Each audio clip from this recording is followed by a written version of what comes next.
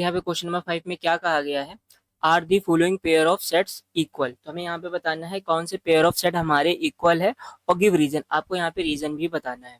चलिए इसका हम लोग फर्स्ट पार्ट करेंगे। देखिए ए सेट हमें जो है 2,3 ये किस में गिवन है, रोस्टर फॉर्म में, और बी सेट हमें किस में गिवन है, सेट बिल्डर फॉर्म में गिवन है। तो बी सेट को भी हम लोग रोस्टर फॉर्म में कन्वर्ट करेंगे। तो यहाँ पे क्या दे रहा है, x is such that x is a solution of, तो मतलब इस इक्वेशन का x क्या आएगा, सोल्यूशन है, तो मतलब हमें क्या करना पड़ेगा, इसका सोल्यूशन निकालना पड़ेगा।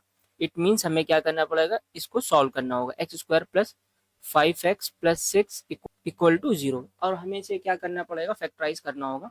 तो देखो यहाँ पे 6 3 2 जा 6 और 3 2 को ऐड कर देंगे तो 5 आ जाएगा, तो इसका हम लोग क्या कर देंगे, फैक्टराइजेशन। सो 5 को क्या लिख सकते हैं, 3 प्लस 2 इंटू एक्स और plus 6 equal to 0। X square plus 3x plus 2x plus 6 equal to 0। यहाँ पे क्या करेंगे, x कॉमन ले लेंगे तो यहाँ पे क्या बचेगा, x प्लस 3। यहाँ पे 2 कॉमन ले लेंगे तो क्या बचेगा, ये x प्लस 3 इक्वल टू 0। तो यहाँ से हम लोग क्या करेंगे, x प्लस 3 को कॉमन ले लेंगे तो क्या बचेगा, यहाँ पे x प्लस 2 इक्वल टू 0। तो यहाँ पे भाई x की वैल्यू क्या आएगी, एक बार इक्वल टू 0 इसको करेंगे तो यहाँ पे x की वैल्यू क्या आ जाएगी, प्लस 2 इधर आएगा तो क्या हो जाएगा, -2, प्लस 3 इधर आएगा तो क्या आ जाएगा, ये -3। तो भाई देखो ये x के दो सोल्यूशंस आ गए हैं। तो भाई बी सेट में क्या एलिमेंट आएंगे, -2 कॉमा -3। अब देखो बी सेट में कितने एलिमेंट बिलोंग कर रहे हैं, दो एलिमेंट बिलोंग कर रहे हैं, 2 एलिमेंट्स, और ए सेट में भी 2 एलिमेंट बिलोंग कर रहे हैं, तो नंबर ऑफ एलिमेंट दोनों सेट में सेम है। अब यहाँ पे आपको ये देखना है कि जो ये 2 है, यहाँ पे क्या ये जो ए सेट का जो 2 है वो डज नॉट इक्वल्स टू -2।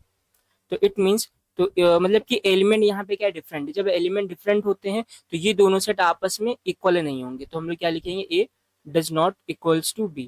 तो ये दोनों सेट आपस में इक्वल नहीं है, क्यों इक्वल नहीं है, क्योंकि इनके एलिमेंट्स आपस में इक्वल नहीं है, क्योंकि 2 -2 के इक्वल नहीं होगा और 3 -3 के इक्वल नहीं होगा। तो ये हमारा देखिए फर्स्ट पार्ट कंप्लीट हो जाता है। अब हम लोग करेंगे इसका सेकंड पार्ट। तो देखिए सेकंड पार्ट में क्या है, ए सेट हमें गिवन है, x is such that x is a letter in the world follow, ये हमें वर्ल्ड गिवन है। तो हमें क्या लेना है, एक्स किसका लेटर लेना है। तो भाई ये बी सेट भी हमें इसी तरीके का गिवन है, y such that y is a letter in the world wall. तो अब क्या करना है, तो इसको भी ए सेट को हम लोग किस में कन्वर्ट करेंगे, रोस्टर फॉर्म में कन्वर्ट करेंगे। रोस्टर फॉर्म में क्या होता है कि सेट के एलिमेंट्स रिपीट नहीं करते, सेट में जो एलिमेंट्स लिखेंगे जो हम लोग रोस्टर फॉर्म में, तो उसमें क्या होंगे, हमारे एलिमेंट्स रिपीट नहीं करेंगे। जैसे कि एफ है, एफ 1 टाइम्स आ गया, एफ दोबारा अब यहाँ पे रिपीट नहीं करेगा। ओ लिख देंगे। एल देखो यहाँ पे एल 2 टाइम्स है, बट हम लोग 1 टाइम्स लिखेंगे क्योंकि सेट में एलिमेंट्स रिपीट नहीं होते हैं। फिर इसके बाद ओ आ रहा है, देखो ओ आ चुका है, फिर उसके बाद हम लोग क्या लिखेंगे, डब्ल्यू। तो ए सेट में कितने एलिमेंट बिलोंग कर रहे हैं, 4 एलिमेंट बिलोंग कर रहे हैं। अब बी सेट को लिखेंगे हम लोग। तो भाई बी सेट में कौन कौन से एलिमेंट आएंगे, डब्ल्यू आएगा, ओ भी आएगा, एंड एल भी आएगा, और एफ भी आएगा। तो बी सेट में भी कितने एलिमेंट है, 4 एलिमेंट है।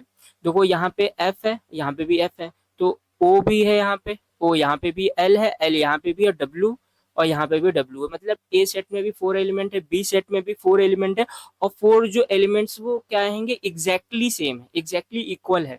तो यहाँ पे ये रीजन हो जाएगा। तो दैट्स वाई हम यहाँ पे बोल सकते हैं कि जो ये ए सेट है वो बी के इक्वल होगा।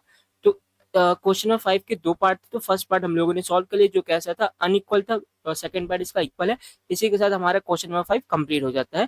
Thanks for watching.